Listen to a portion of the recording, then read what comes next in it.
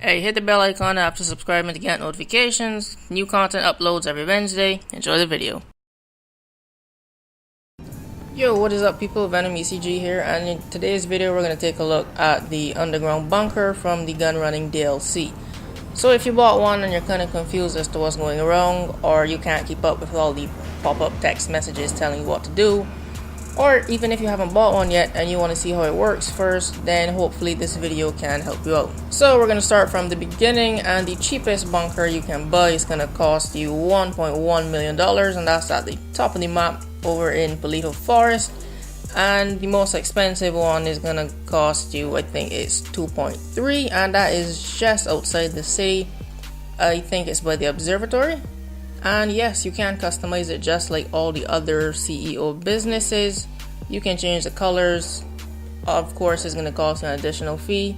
You can put in personal quarters, so you spawn here instead of spawning in the apartment and having to drive all the way over to your bunker. Spawn there one time. There is a shooting range and a gun locker, but if you bought a gun locker for your what's it called, CEO business, you know, like the bank or whatever, then you don't need to buy another one. You can just stick to using that one. It makes no sense buying like 2 or 3 gun lockers. They all do the same thing. And lastly, transportation. These are the little golf carts. Honestly, unless you plan to put in a gun range, then you don't need a golf cart, because where you customize the military vehicles and where you go to access your laptop to make sales and resupply, it's a very short walking distance. The shooting range is on the other side of the bunker, so that is a lot of running to do. So unless you plan to put in a shooting range, I wouldn't suggest spending the money on a golf cart. But hey, if you want to say fucking buy one anyways, then the difference between this small one right here and the more expensive one is that the more expensive one is just a little bit faster. However, it is bigger in size, so turning corners is just going to be a little bit harder.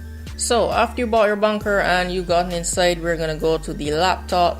Actually, before I get to that, again, for those of you who haven't bought a bunker, you want to see what the inside looks like, you can click this link up here. This is like the cinematic tour showing you around the bunker. Right, so we're going to go to our laptop, and this is what the operation screen for the bunker looks like. Honestly, the bunker is a cross between the biker businesses and the CEO vehicle warehouse businesses, like a mix between how 2 of those work. So we're gonna click on setup, and it takes you on the first mission to get the supplies for your bunker. Similarly to the biker jobs, when you first buy your business, you go to get supplies and it's gonna set up. After you make your setup run, you come back, your bunker is now up and running, and in the bottom right you're gonna see the supply bar, the stock bar just like the biker businesses, and a second bar which is research. And this is what's cool about the bunker. Before I get to the research part, to keep your bunker running, you just basically have to keep the supply bar full. If it runs low, the workers are gonna stop working until you resupply. And you can either keep stealing supplies or you can actually buy them, but the lower the bar is, the more it's going to cost you to refill your supplies. And I think the lowest price starts from 15,000 and goes all the way up to 75. I think it goes up in 15. So yeah, it's much easier to just keep stealing supplies. For supply runs, I would actually recommend you have a second person. You can steal supplies on your own, but it's much easier to do it with at least 2 people, because the NPCs are much harder. It's like doing missions on hard mode, and they hit you pretty hard and you die fairly quickly. So yeah, resupply runs is easier with 2 people. Now on to the research part. When you're on your laptop in the bunker, you're gonna see a research tab, and here is where you can actually unlock different accessories for your guns in Grand Theft Auto Online, and different attachments for the Pegasus vehicles if you buy them. Now I'm going to come back and talk about those attachments you can unlock a bit later, because that's where the mobile operation center comes into play. A little bit tricky, but it's not that hard to understand. But we'll stick with the bunker for now, and we'll come back to that later. So when you steal supplies, you can either choose to appoint staff to deal with stock, which is going to make you money, or research, which is going to help you unlock attachments for your guns and vehicles and everything I said just now. Or you can actually set staff to do both. And here is where upgrades come in, because if you set them to do both, then it's gonna take a bit longer than if you set them to do one thing. So here we have the same upgrades as we do with the biker businesses. You need to upgrade security and get cameras so police don't come and raid your bunker and steal your stock. Get more workers so they use up supplies faster, so you can get either faster stock or more research done to fill up the bars quicker. And lastly, upgraded equipment, so this is going to make your stock be worth more money. And yeah, that's it for the upgrades. So when it comes to selling your stock, you just like the biker businesses, you can either choose to sell in Blaine County or Los Santos. The opposite one to wherever your bunker is located, you're going to get more money from.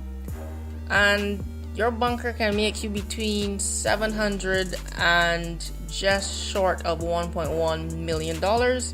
Of course, bear in mind this is with the equipment upgrade purchased. So, it's going to make your stock be worth a little bit more money. So if you haven't bought the upgrades, you're probably going to make a little bit less than this. But with the upgrades purchased, you can make up to just short of $1.1 million. So if you bought the cheapest bunker at the top of the map, you fill up your bar once and you already made back what you spent. And when it comes to filling up your bar, for some reason the bar fills up faster when you're sitting down on the base doing nothing. I don't understand it. I don't know if they're gonna change it right now. I actually timed it. When I'm in the base, I make $7,000 every 6 to 7 minutes. That's with the upgrade. If you don't have the equipment upgrade, it goes up in 4,000s. But yeah, every 7 minutes is $7,000. So do what you want with that information. If you have nothing better to do, just sit down in the base while you're on your phone or doing something else. But speaking of deliveries, I highly recommend always having 4 people, not 3 or 2. We tried to do it with 3 people and they gave us 4 buggies. So yeah, my friend lost $500,000 because of that. So yeah, always have 4 people if you're gonna deliver. Like I said, plus the enemies come to kill you, they kill you much faster, and then there are the other assholes in the session that's gonna try to come and blow up your stock that you're trying to sell. So yeah, always have 4 people and don't do it in full servers. So now that we know how much a bunker costs and how much it can make you back, we're gonna deal with the second part, the research that I was talking about just now on unlocking different attachments. This is where the mobile operations center comes into play. This is a truck that you can buy. I think it costs either 1.2 or 1.3 without upgrades. Yeah, here it is, 1.2 without upgrades. And these are the upgrades for the mobile operations center. You can pick the truck. There's the one that comes with it, that is no extra charge. And then we have the Phantom. This is a shorter truck, but it is armored. It has grills at the front, so it pushes cars out of the way much easier. The mobile operations center has 3 bays which you can customize and put whatever you want in it. The first bay, you can either put in living quarters or the command center. And this is the part that makes it like the vehicle warehouse part. Put in the command center and you will be able to control guns at the front and at the rear of the truck, and you'll also be able to start missions. In the second bay, you can either put in a weapon upgrade workshop or a vehicle and weapon upgrade workshop, but this is going to take up bay 2 and 3, so you can't put anything in the third bay. For right now, I just put in the weapons upgrade cabin. So this is where the new weapons actually are. You won't find them in ammunition. You have to buy this to get the new weapons. And this is what they look like. They do a lot more damage, especially the heavy sniper, the second variant. and they sound better, and they come with a ton of customizations, but I'm gonna go further into that in my next video, so subscribe and stick around for that. And in the last cabin you can put living quarters again, or you can actually store your personal vehicle in this last cabin.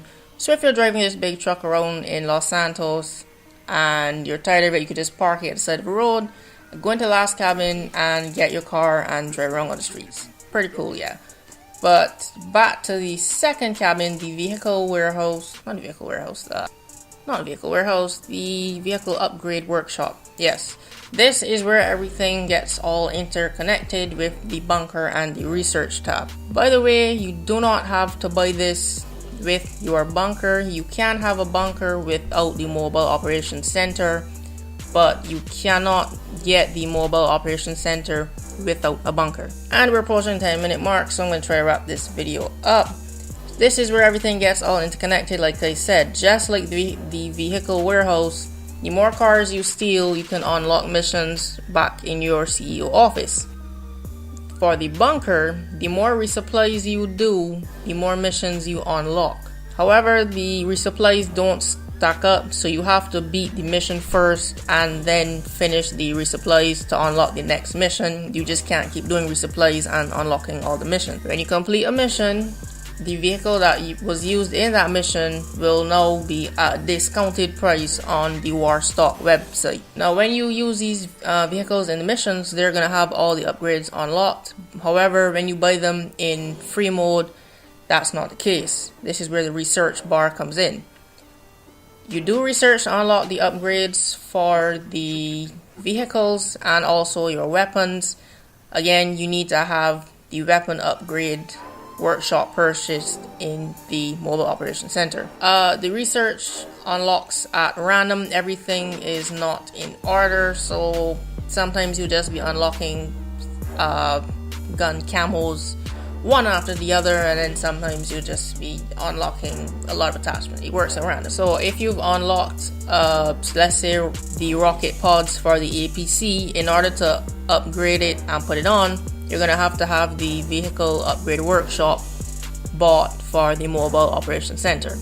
See how it works? I think I would draw a little diagram on the screen so no one gets lost. When it comes to unlocking the research though, you can, again, just like supplies, you can either buy or just steal supplies to unlock.